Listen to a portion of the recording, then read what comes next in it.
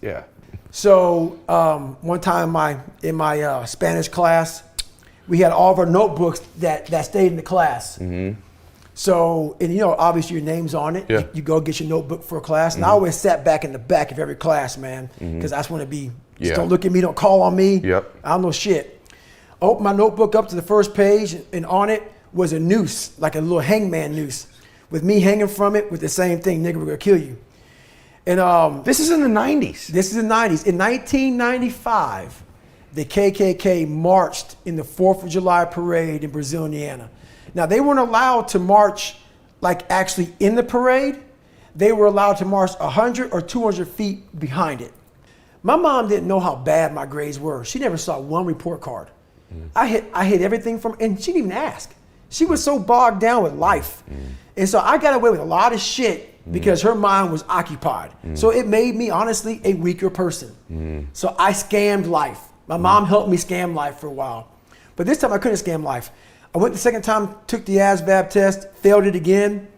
And a week later, she got a letter in the mail from my high school. And I'm a junior in high school, and the letter says pretty much your son's gonna flunk out. He's missed 25% of school, because she was always gone, so I never went to school. He's gonna miss school, and so or he's gonna flunk out. So I was exposed once again. My mom goes, well, she read the letter to me, she put my bed, and her best advice was, guess what? You're gonna flunk out of school. That was it, in the conversation. So this is when I developed my accountability mirror. And This is awesome. I look in the mirror, and at this time, I didn't want to be the black kid in school. There's like 5 or 6 of us in school, and like 1,700 kids, something like that. And I made up a character to kind of like draw attention from color. Okay. And so what I did was I started to design haircuts. And one haircut I had was the old man. And I shaved my head up here just like this. You did this. I did this. Okay. And I would keep the hair on the side like an old man has. And one time I shaved my whole head and had a reverse part. So I had hair up here and it kind of zigzag. So I did things to be this cool, crazy, kind of like creative kid.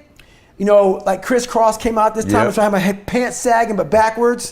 So my back pockets were here. I had a toothbrush. I was crazy, man. But I was a crazy cool kid in school.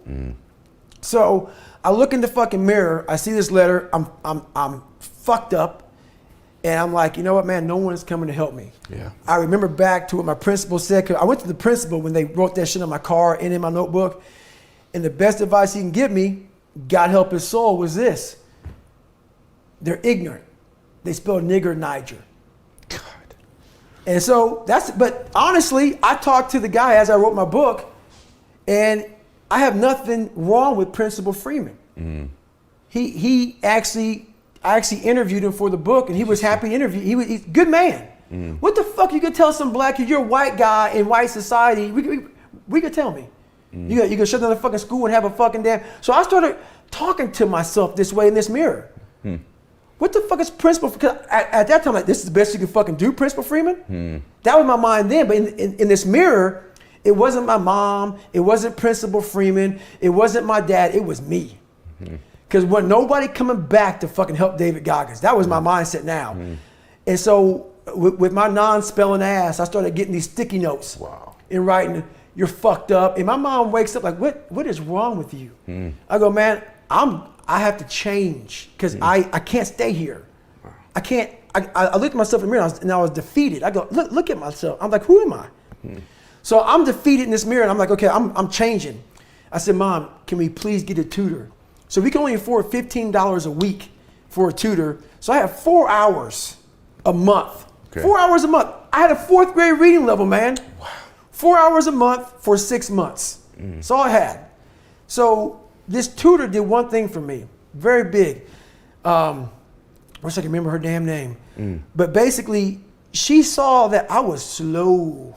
Very slow, and couldn't retain shit. And I think she was joking.